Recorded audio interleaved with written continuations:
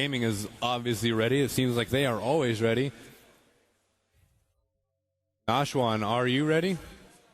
Nope, still discussing. Ready? All right, here we go. Cue it up, guys. We're ready to go.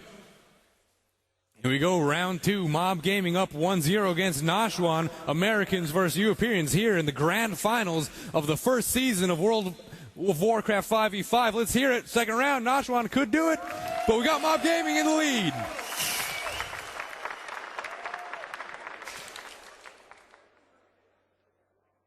All right, looks like we're going Blades Edge Arena. And yes, it is Blades Edge again, the complicated. Again, like you said, slightly favoring a hunter, although a mage can be very brutal on here, blinking right to the center, throwing down those movement lockdowns. Moably.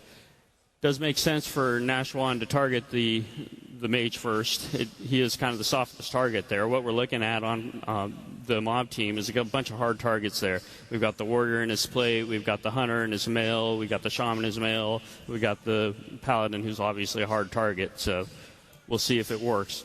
It is an excellent group makeup. Though the only differences here is M-Skin and Dahl.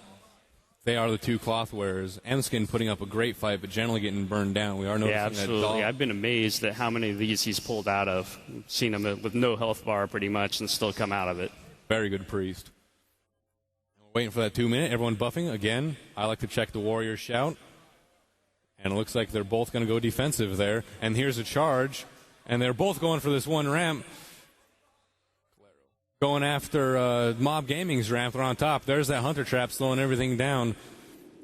Claro polymorph pulled. I do believe Zodin's in polymorph. Nope, he's just slowed down from the hunter trap. We're waiting for those damage deal down. Looks like Dahl might be getting hit pretty hard, but he's going to get out of it. They're trying to get those polymorphs off there. You have quick dispels. Both teams doing fantastic on getting those polymorphs dispelled. Absolutely. It's really important to lock that warrior down. Oh, Claro, they switched it up. They're going for the warrior as the first target.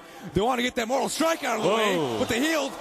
The warrior intercepts out of there, and looks like he's going to survive. A very interesting switch-up.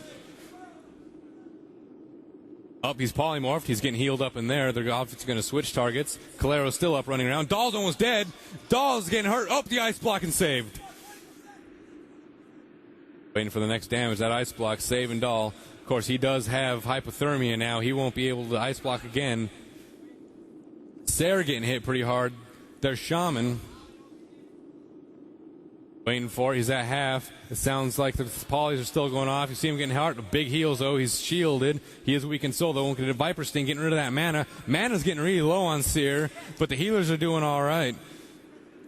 M-Skin running a little bit low. He is a little behind the Paladin there at 400 or 4,000. Both Paladins about the same mana. Waiting for the next target DPS down. Dahl's locked down a little bit here as a mage. Blinks out of that. Moving on to try to get the damage. Sayre's getting hit hard again. It's kind of getting clustered over on this ramp here. Waiting for the damage to go down. Neither team really getting a good target. Both playing defensively fantastic. Absolutely.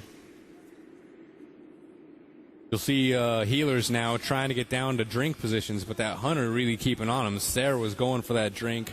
Jumped onto the bridge. Benevolent's getting hit pretty hard. But he looks like he's getting healed up. Sarah's still out of mana. Caramel's running a little bit low. Dahl's getting hit really hard. Dahl's getting low. He's below 2,000 life. Dahl's out. There's the first kill again. MoBGaming getting the first kill on the mage. They got rid of that polymorph. Now, we really have to watch out for that Mortal Strike. Nashwan's going to get hit down pretty hard. Benevolent getting hit hard. M-Skin getting hit hard. M-Skin might be the next to go down. The Priest might go out. He is Mortal Struck. He's deep wounded. M-Skin goes down. It looks like this game is heavily in favor of MoBGaming again. Going 2-0 maybe. It is a 3-on-5. There's a chance. But I don't have a lot of hope.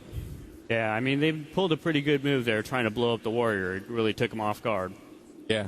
That was an interesting switch up of DPS. I really thought they were going to lose that warrior there. Yep. Which, again, would have been a good thing. You get rid of that Mortal Strike, it's a lot easier to keep your team up. A massive advantage. Absolutely. That's a huge swing. If you can blow up the warrior, a lot of times that's just GG right off the bat. And there goes Yuladin. Looks like we're going to go down to a 5-on-2. And I would call this the shooting gallery. So let's hear it. MoBGaming going 2-0 against Nashwan. USA coming up. This could be the final game. Nashwan could come back for it. Oh, hearing a lot of noise out there. People are amped about this. MoBGaming definitely a favorite, though I wouldn't call Nashwan out on it yet. They've been switching up their tactics. They're really thinking on this. Yeah, they are. They're not giving up easily, that's for sure.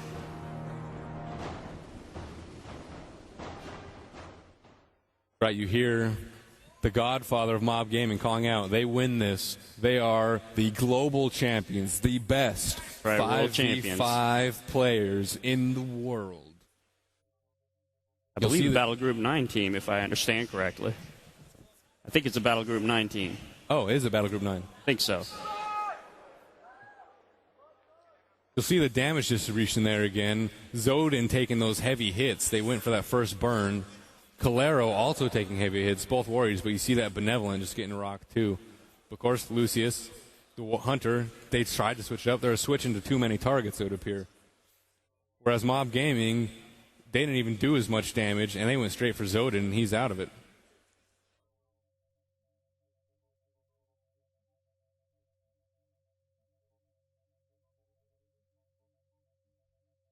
Now, you designed the characters. You designed the arena. How do you feel about this? Do you feel that this is going to be looked into a little more heavily now that the only class or the only team with a hunter has come up, or do you think it's just the other teams aren't used to this play style because it's so rare that the tactics aren't there? Well, some of it's the matchup, some of it's the strength of the 4 DPS. There are a lot of things that work right here. I don't think it's the hunter specifically. That's certainly an interesting counter, the fact that they have a lot of hard targets. They have a lot of really hard-to-kill guys. So between that, being able to put it on the soft targets on the Nashwan team, I think it adds up to a definite advantage. Yeah, I did not notice that before through the rest of the tournament, the just massive amount of hard targets they really have. Yeah, if it's not plate, it's mail. They only have that one cloth target, and that makes it rough. Nashwan's still really discussing what they want to do there. They almost had that warrior. It's just so close. Yeah. They might go with it again. Hard to say.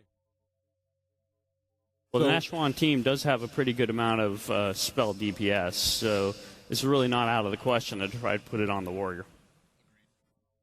Now, granted, in a lot of cases, when you try to blow up the warrior, you do it a lot with dots. We see that a lot with the Unstable Affliction and the Warlock teams, the heavy Warlock Shadow Priest teams. That's the most common time where you can expect the warrior to become the target.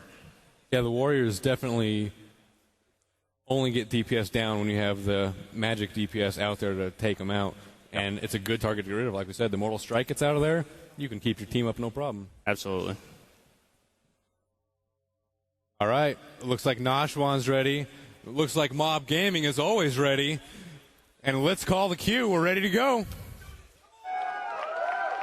All right, this could be it.